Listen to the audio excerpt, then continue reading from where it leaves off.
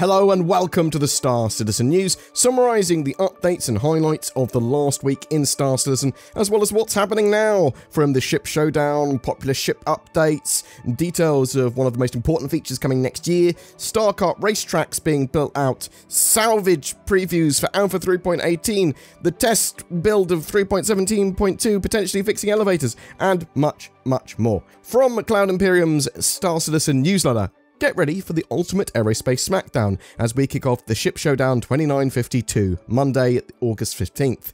Voice your support for your favourite ship during the event to take home exclusive prizes. Whether you create an original song or build a Lego ship or more, the possibilities are endless. The ships that make the most noise will move on to our live showdown, where the best of the best go head to head for the crown. So, this is the early part of the ship showdown, where they just want players to sort of make noise about their favourite ship that is currently available in-game. So it's not about concept ships or anything like that. It's flyable, drivable ships and vehicles.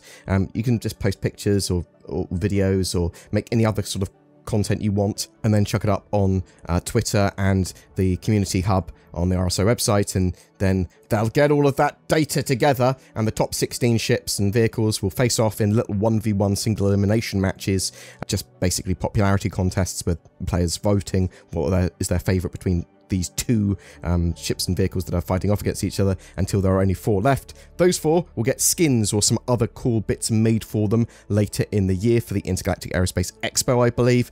Typically they're given out free to players that already have those ships, but they still continue to have a bit of a face-off until one champion is crowned King of the Ship Showdown. And last year, that was the Argo Cargo. Do ships memed into the lead and winning?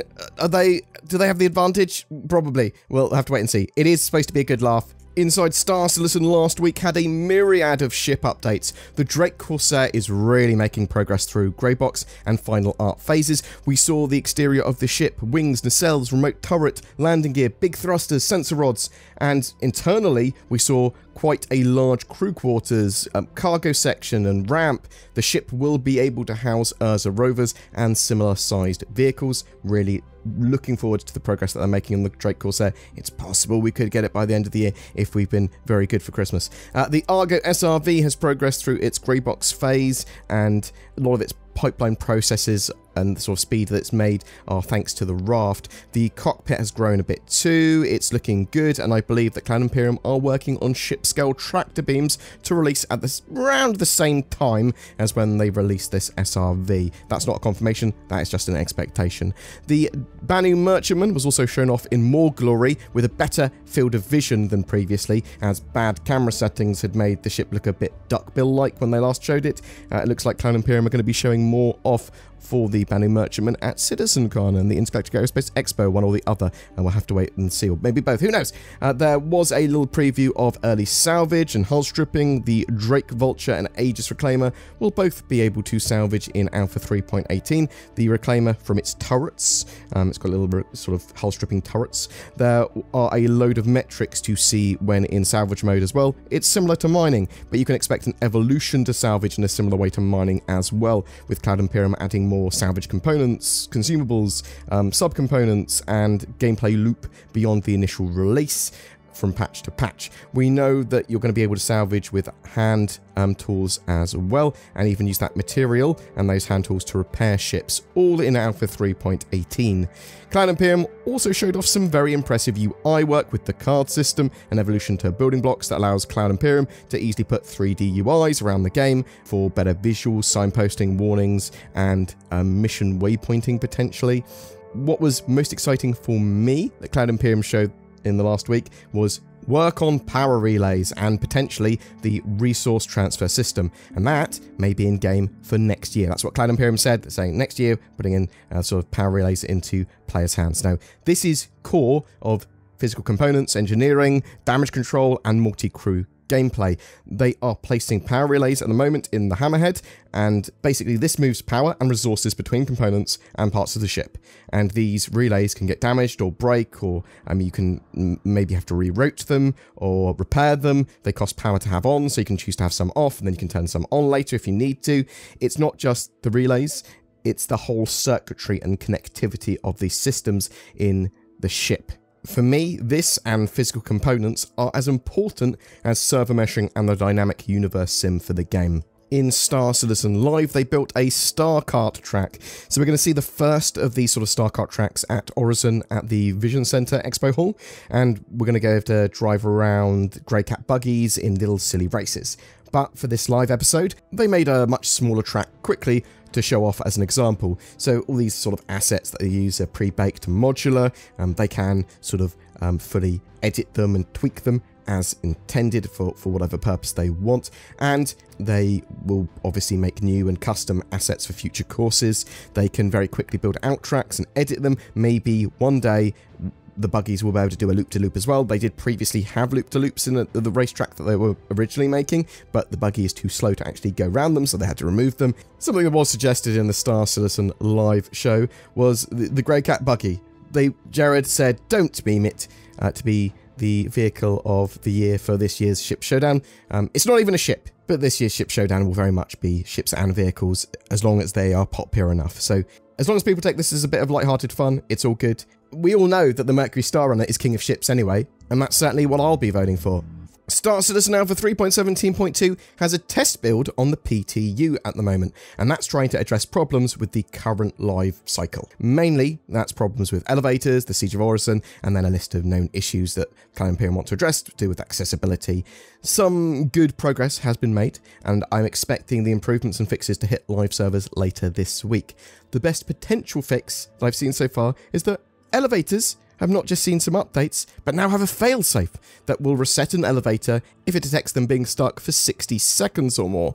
That is super useful because obviously elevators breaking and not working and preventing entry into sort of underground facilities, or especially landing zones and spaceports and all that sort of jazz. Anywhere that you desperately need to get to be able to do the general game and get your ships and all that sort of jazz. So hopefully we'll see that later this week. There aren't any dynamic events running on the live servers currently. Cloud Imperium had been running the Siege of Horizon and Jumptown over the last couple of weeks, but you can probably expect them to be on once these fixes go out. We still don't have any news of exactly when Alpha 3.18 will start EVA Carty testing. I'm still expecting it later this month. Don't expect the live build for 3.18 until late October at the earliest, in my opinion, and that's if we're lucky. This week's sneak peek from the Star Citizen newsletter was of the Volt Electron pistol. Cloud Imperium are working on a series of Volt Electron weapons at the moment for release later this year, I believe. One other thing, there is a tricksy scammer in my comments section of YouTube pretending to people that they've won prizes or asking them to contact them on Telegram in weird ways. So that is not me. I only have one account that will ever talk on, and that is my main YouTube account. You can always email me at contact@boredgamer.co.uk or talk to me on discord.gg/boredgamer to talk to me and my mods and all that sort of stuff. I won't use any other accounts. On YouTube, you can tell if it's me, because it's the main account I use, and because of the little tick by my name. They'll trick you by pretending they're me, sort of, and having my logo. Just tell them that you've got NordVPN. Or maybe don't contact them at all. Boom! That's it for your Star Citizen news today. What do you think, though? Have you been playing in Alpha 3.17.2 on the PTU, not the live build? What do you think of the fixes there? Are you excited that potentially they might fix elevators more permanently? Or do you think, no, elevators are the plague and scourge of the game? Are you looking forward to the Ship Showdown and that sort of silly little community event? Do you think the Grey Cat buggy or the cargo Argo will once again sort of be memed into winning? Do you think there's an issue with that? Or are you like, well, actually, people can vote for whoever they want and it's a bit of a silly bit of fun? Are you excited for the potential of power relays, physical components and engineering and multi-crew gameplay all sort of coming online next year? What do you think we'll actually see? What are your thoughts? I'd love to hear from you in the comments below. You're on a plane, it's about to crash. Maybe you're in a jungle and a vicious predator attacks. There's a nuclear war and you're caught short on the toilet. You're drowning in shark-infested waters. How did you get here? What do all these scenarios have in common? That's right, easily preventable with the use of nordvpn.com/boredgamer. It's like the ultimate survival toolkit, but to aid in internet security and accessibility. Now I can watch my favourite Netflix and anime shows from a different country while I'm lost in the rainforest just before a tiger eats me. Thanks, nordvpn.com/boredgamer. you can get discounts by using the links below. But please note that probably in the case of a plane crash or, you're drowning, NordVPN might not be the most effective solution. Every month we have a Star Citizen ship giveaway. This month we're giving away an RSI Scorpius heavy fighter. This 2-seater powerful heavy fighter allows you to pretend you're in Star Wars with your X-Wing. It comes with a lifetime insurance and access to Star Citizen, so even if you haven't got a Star Citizen account already, you can play the game. To be in for a chance of winning that, just comment on any of my videos made during August. A massive thank you to everyone that subscribed to the channel or just watches my content or comments and likes and shares those videos. It really genuinely does help. And if you want to go the extra mile to help support the channel, you can click on the join button under any of my videos or click on the links to Patreon. It all goes a huge way to help the channel grow and expand. Thank you so much for watching. I hope you have a great time in Alpha 3.17.2 and I hope to see you in the verse.